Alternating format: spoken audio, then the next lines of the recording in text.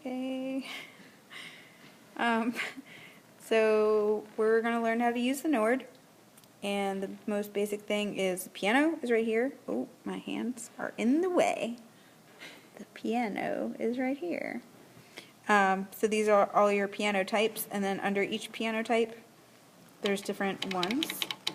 So depending on what kind of sound you want, like this is just straight piano, and there's regular piano, Grand Lady D, whatever that means, Studio Grand, Electric Grand, which don't ever use that one because it's ugly, Italian Grand. So each one has different sounds. I mostly use that for upright and electric piano because I don't like I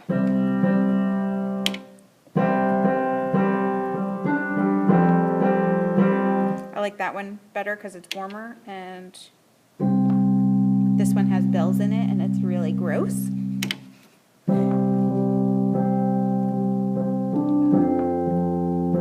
So I like that one better. So that's that thing. And everything has an on-off switch, each section. So this is a piano section. Over here is synth section, effects, and organ. So each thing, if you ever get panicked or you hear a sound that you don't want to be coming out of it, just make sure everything is off. Ooh, that wasn't supposed to do that. Okay. And most of the songs that we use will have a song made for them, or a sound made for them already. So right now we're in live mode, which is what you use, like if you're playing a set, you'll save your sounds to each live mode slot so that during the set you can just quickly switch between them. So you hit the live mode button to go back to the bank, and this is where all of our sounds are. So you just scroll through. They will eventually be alphabetized, hopefully. And right now there's a lot of doubles and like things that Kelsey made a sound that she liked, and then I made a sound that I liked, and then Caleb made a sound that he liked. So there's like 3 in there, but they have our names on them. Yeah. And whenever it looks like this, you know that I made it because ain't nobody got time to spell out words. So you go through and pick your sound, and so say we were playing Freedom, and that was the first song, and I wanted to put it in the first slot. I'd hit Store, Live Mode, whatever slot you want to save it in, and then hit Store again. So now that sound is in my first spot, but everything else is the same as it was before. So that's how you go through and put your sounds in if there is already a sound made for it. And if there isn't, you have to make one, which we'll go over more in depth later. But we can just kind of generally go over it, like section by section. So now I have to move this thing. Okay, let's stop coughing. That's rude. Yes, okay. Oh, there we go. Good job, team. So this is the organ section, which we don't use very often. I like it too. So each of these is like the jaunts on an organ. An organ has these jaunts, and you pull them out to make different sounds. So these are the different notes. The black ones are the standard notes that are found in the chord generally, and then the gray ones make a different sound. So say if I just did black ones, if I just turned on the black ones, sounds very straight like an organ. And if I add one of these gray ones, can't really hear that. We'll add some more.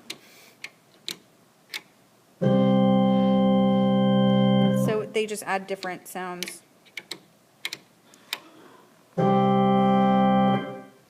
And sometimes if I do an organ and I don't want it to be very organy, I do like that, so it sounds more like a pad with a little bit of organ in it. But organs usually have more movement than that, and that comes from this rotary speaker over here. That wasn't the sound I was expecting it to make. What? does it sound like that? I don't understand what it's doing. I'm sorry. It doesn't usually sound like that. There, it was just too high.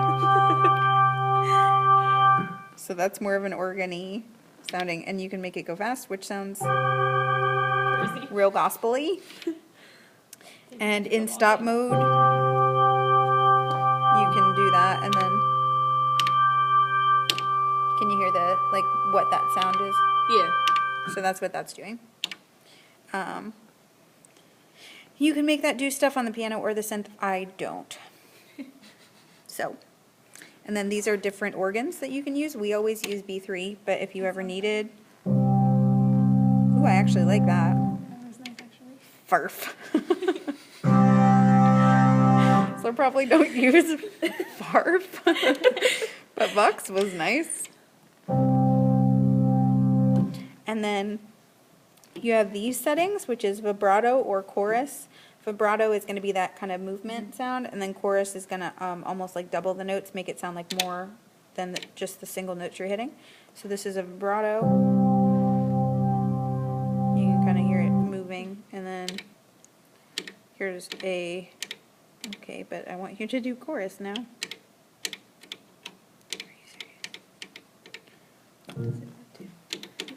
Oh, it's because of the, it was because of the thing I was using. So on the B3, you can use chorus. So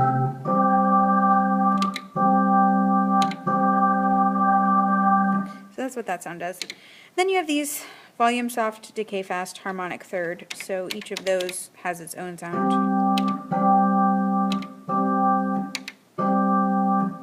That one kills it real fast. And then that's more gentle because the organ can be really jarring. And then every section has these buttons. The pitch stick is this thing. I don't think it's in there. It's this thing. Weed. So that pretty much never use. It changes the tone. It's gross. And then the sustain pedal, which you don't always want for organ, but if you do, it's not on right away. So you hold down the shift button, which is over underneath the main panel. I'll go back and show it in a minute. So you hold down the shift button and you hit the button above it. So now the suspend pedal is on, now the pitch stick is on, now they both are, now they both aren't. So if there's ever something you see and you're hitting the buttons and it's not doing what you want it to do, hold down the shift button and try again. So that's it for organ. May I ask a question? Never? Yes. Like, what does it mean when, like, these are less? So these are how far, these are how far each one is pulled out, how much of that tone you're going to get. Oh. Yeah. So like now, oh, an electric piano was on the whole time. Now nothing is going to come out.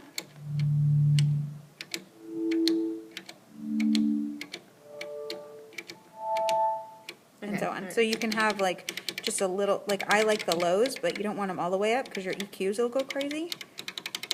So you just put in as much of each one as you want, Okay. which I really like because some people like a more organ-y sound and some people don't. And just on-off button, very important. So we already went over the piano stuff, but I'll just go over some middle section stuff. For general making of sounds. You never have to touch these buttons, so don't, because it'll take you to a place that I don't know what to do with. The master click right here is if you use something like the arpeggiator or if you have anything that's going to a tempo, like even we'll get later to like delays and pans and stuff like that. If you're going to a tempo, you can set the tempo within here so it goes to the same tempo. So you hold down that button and you can scroll to the BPMs of the song, or you can tap it out. I wouldn't recommend tapping it out because we always have the BPMs. And then all of this stuff we'll get into another time. Bless you. Because it's all real like deep stuff. And then this button is a cheater button, but if you have to use it, you can. I've had to use that button before. It's the transpose button. It's like Oh a my capo on a guitar. That's so cool. So one time I learned a song in its entirety, and then the morning of, Chad was like, yeah, we're going to do this a whole step down. And I freaked out, and then I hit the transpose button. Oh, that's cool. So Okay. you hold down the button. We were doing it a whole step down, so I did -2, because it's 2 half steps, and now, oh, no noises. C becomes B. So there in case of emergency, but probs don't use it unless you have to. Now synths are my favorite part, but sometimes you spend an hour just listening to different sounds over and over and over again, like scrolling through the bank of sounds and trying to make the thing that you want, which is kind of annoying. So it's nice that they're usually already made. Oh, real quick, TBT when we were over here. The shift button is right here. We talked about it before. And then each like sound has slot A and slot B. So in theory, you can have 10 sounds stored because you have slot A and slot B. If you tap them both together, you're using them both at the same time. The one that's blinking is the one that's selected. So like when you hit slot B, you're adjusting what is in slot B. When you hit slot A, you're adjusting what is in slot A. So you would use that if you need to use 2 synth sounds on the same thing, or 2 pianos or whatever. So that's another thing that can happen if there's a sound created that has 2 slots. I would always check. If the first part of the song is different from the second part, we'll have different sounds. Like for the Rock Won't Move, it starts with electric piano and then switches to regular piano. So I have 2 slots instead of hitting buttons over here during the song. And yeah, you can use them both if you need to. We're not going to do that though. Generally, if you're creating a synth, you have to layer them. You can't just use one because it sounds real funky. So these are the synths. This is not high tech at all. Okay. So there's these different banks. This is how you get through the banks. And these ones are just kind of computery robot sounds. And then the sample bank is what has actual sounds in it. So these, oh, that's a really nice sound. Somebody did something nice, because usually it's really harsh.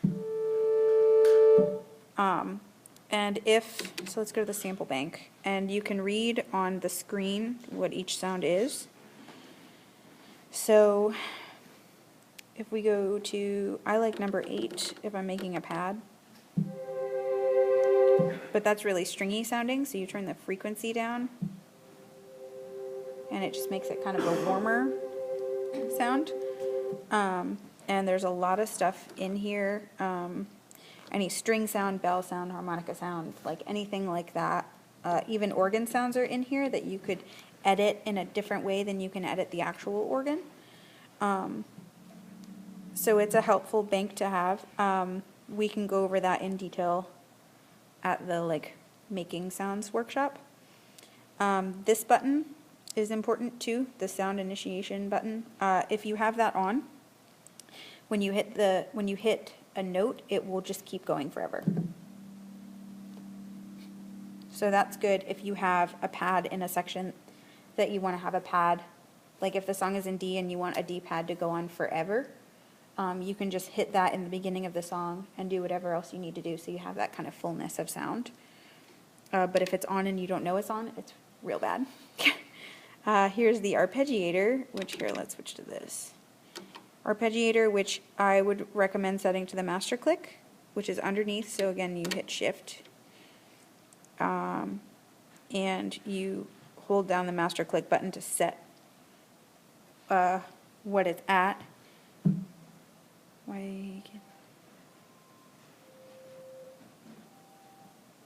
So you can barely hear that.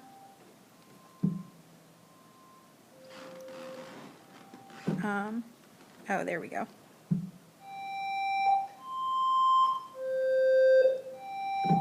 And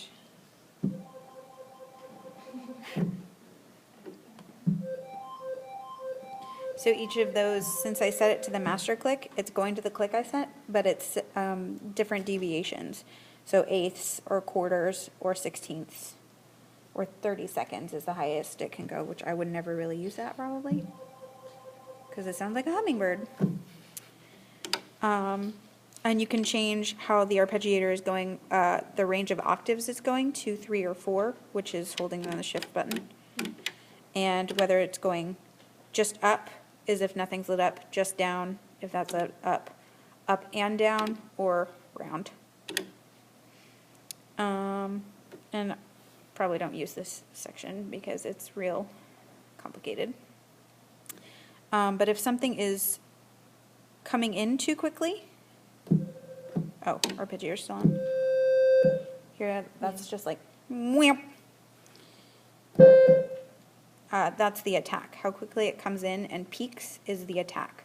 So if you have a sound and it's just a little bit too quick or it doesn't get loud quickly enough, that's going to be your attack.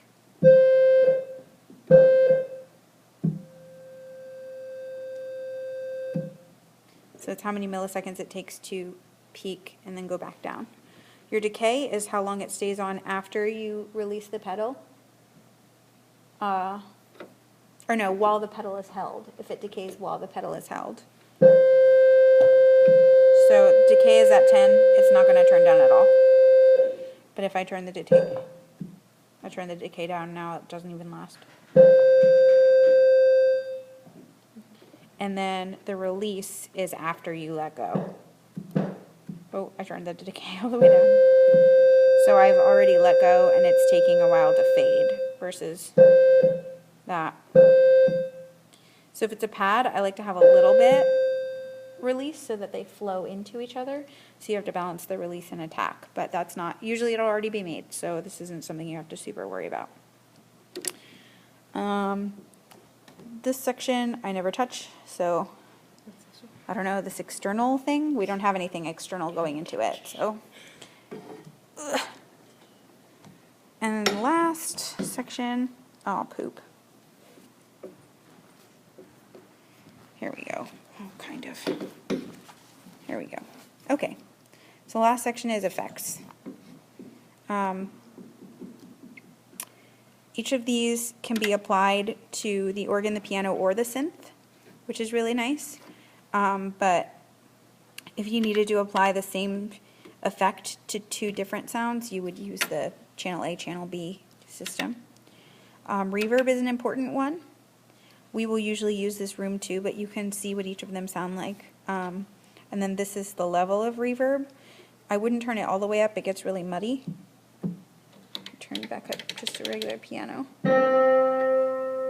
Here that's kind of like sloppy sounding. And here's no reverb. So we usually will do like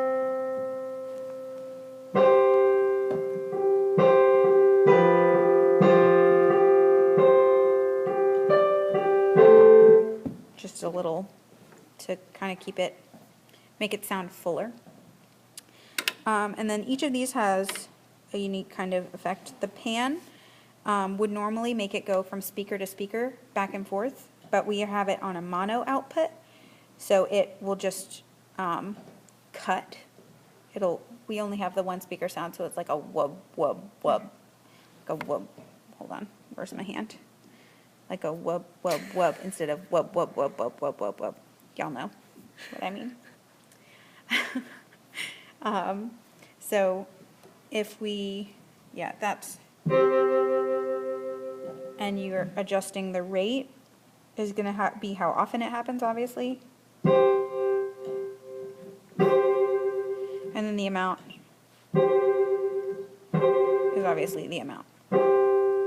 Which that's really helpful. Sometimes you just want a little bit of movement, but you don't want it to be like wub, wub, wub, wub, wub. So you would just decrease the amount. So it just has, you can just hear a little bit of movement in there. Tremolo makes tremolo sound. Similar to pan. I don't know what the difference necessarily is between them. I don't know what this one does. It sounds really weird and I never use it. And then these 3 are wahs. So, Those are usually like not really flangey, but I like that one. If you're using like an electric piano and doing something like a Planet Shakers E sounding, I like that one.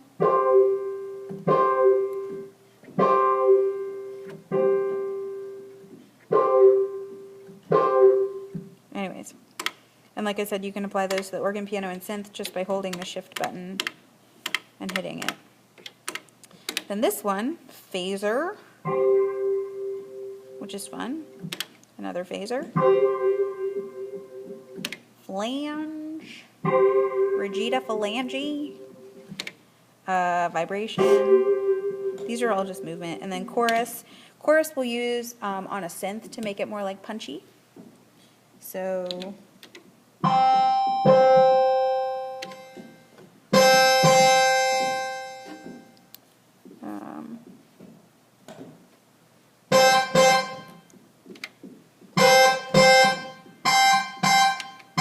this isn't applied to the synth, that's why. So you can hear it's more like, that can add like that punch underneath if it's layered. If it's not layered, it just sounds like poop. And then this is delay, which is really fun. You can't set this one to the master click, you can only tap it. And then the feedback is how long it continues to delay. And the ping pong effect makes it sound different. So like, that one doesn't last very long.